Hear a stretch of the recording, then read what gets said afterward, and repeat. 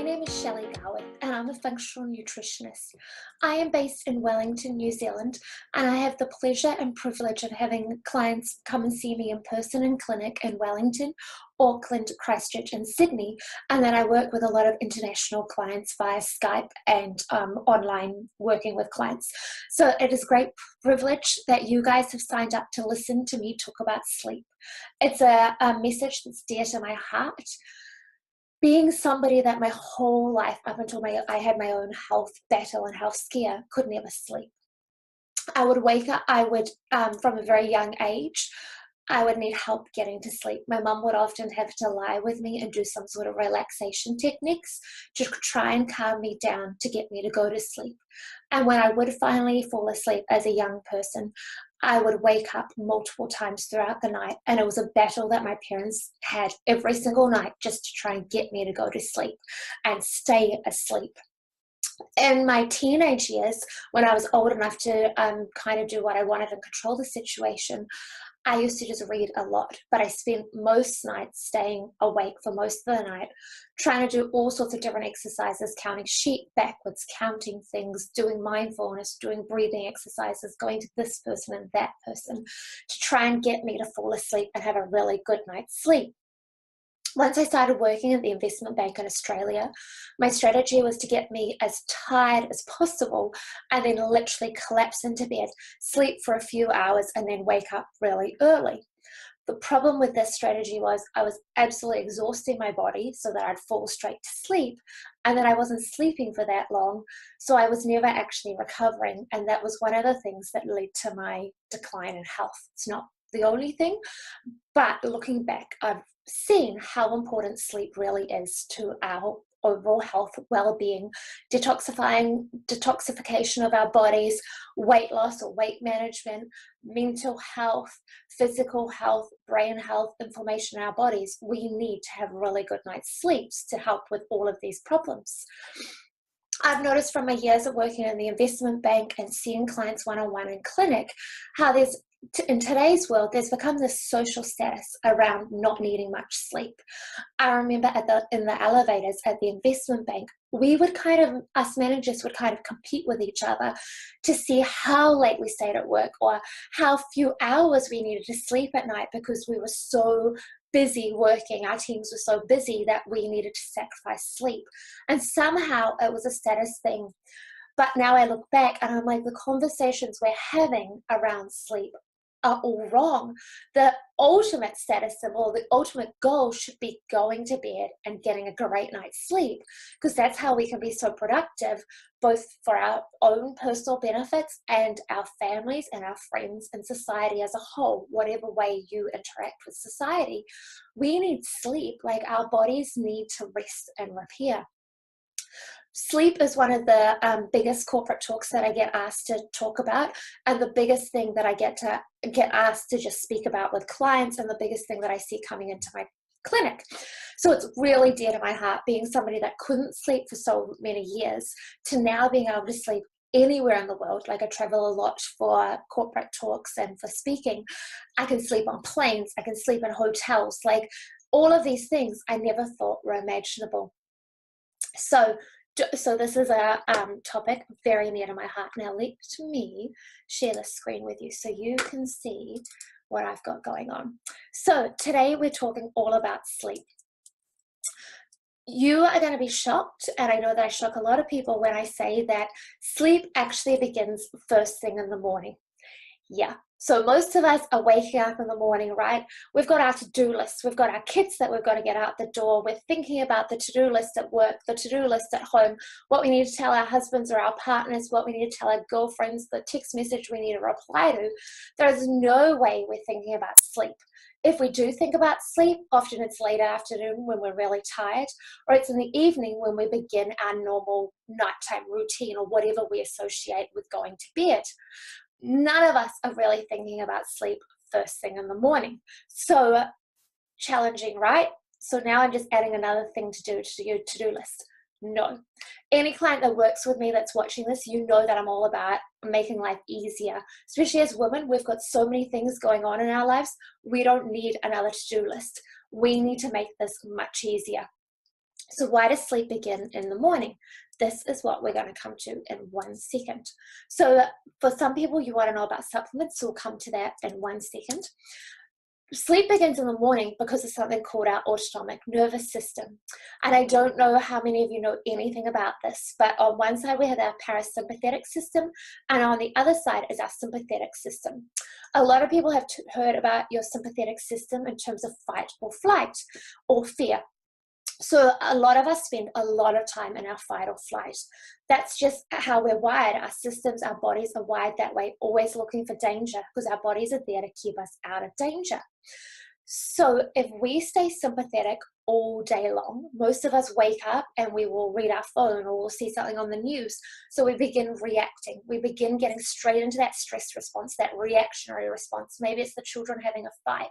Maybe it's an email from a boss or something you forgot to do, and we switch. Now, there's nothing wrong with being in our sympathetic system.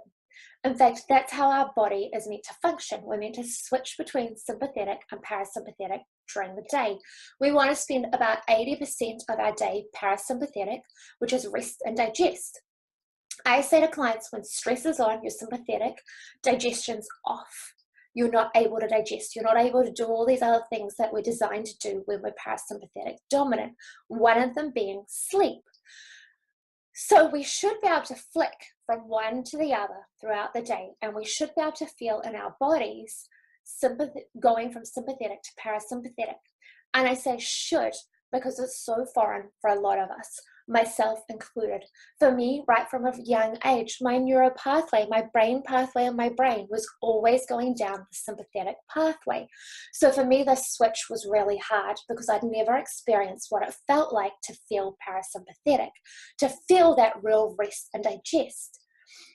So if you were like how I was and how most of us are, most of the clients that I see, if you spend your whole day sympathetic dominant in that fight or flight mode, what do you think happens when we go to sleep? Is sleep a sympathetic or a parasympathetic? Do we need to be in our parasympathetic or sympathetic when we go to sleep? We need to be parasympathetic. That's when our body can detoxify. That's when our body can do all these things like slowing down our heartbeat. And we want a slow heartbeat before we go to sleep. So if we're sympathetic dominant throughout the day, when we decide to go to bed, what's going to happen? Are we just going to automatically flick? No, there is no way we're just going to automatically flick. So that's why I say we need to build it in. We need to build new neural pathways first thing in the morning by changing to that parasympathetic pathway. And we need to keep doing that throughout the day. The easiest way to do that when you first wake up is pause and take a deep breath.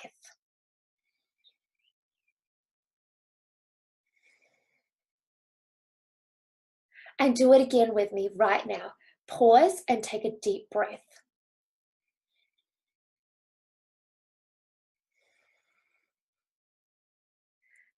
Can you feel a shift in your body? Does anything feel different? You could also get into your parasympathetic by singing, gagging. There's a few other things that you can do, connecting with people, that real sense of connection. Gargling also helps you get into your parasympathetic. I personally use, what really helped me in my journey was an essential brain oil that I am able to apply to my vagus nerve at the back of my head. That has helped me through neuroplasticity, be able to keep going down that pathway, and it just made the journey that much faster for me. So that's what helped me personally. But the key thing here is we need to get into our parasympathetic, and we need to transition throughout the day from our sympathetic to our parasympathetic. But we want to spend most of our time parasympathetic. So sleep really does begin first thing in the morning. So this is Vagal 2.0, which is the essential brain oil that really helped me change my life.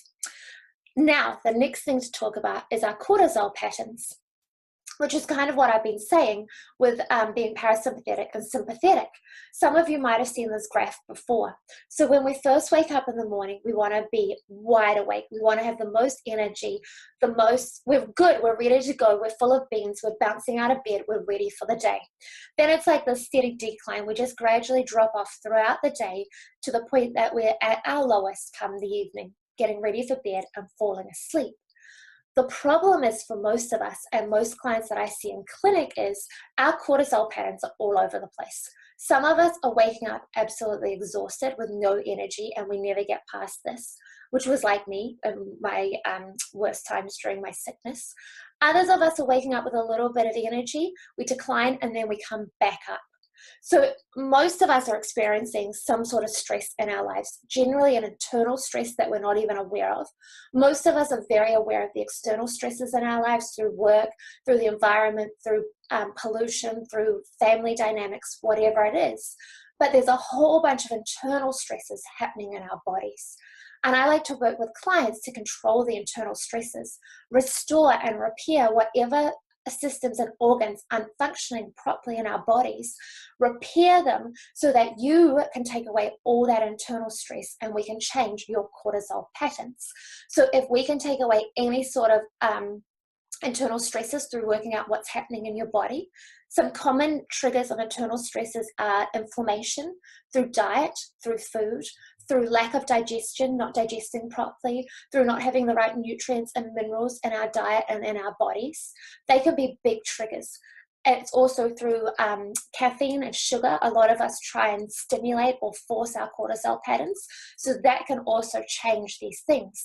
So for a lot of us, we actually need to start to re-regulate our cortisol patterns and change them and get our brain working again with our adrenals and our pituitary. So our hypothalamus pituitary, the HPA axis, needs to get back on back on track, as I like to say, back online to really regulate that. So a key ingredient and a supplement for that is phosphatatal serum.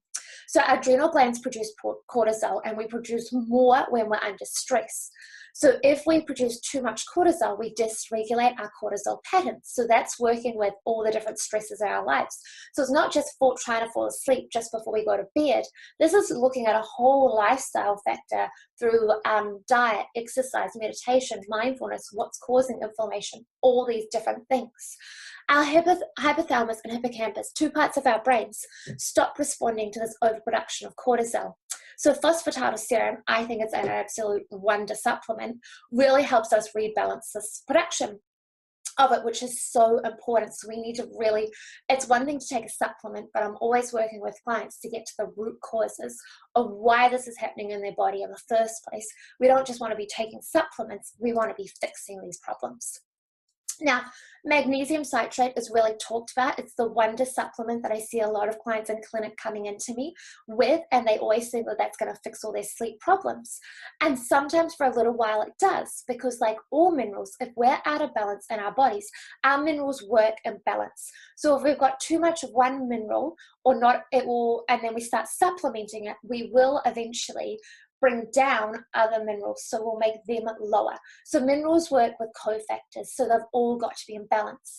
So if you're really low in magnesium and you start taking it, of course you're going to feel a big difference and you're going to feel better for it. Magnesium is vital for the function of GABA receptors, which exist across all areas of the brain and the nervous system. So GABA is the calming neurotransmitter that the brain requires to switch off. But the real deal is, let's look at the underlying reason for why can't the brain switch off in the first place. Is it lifestyle related?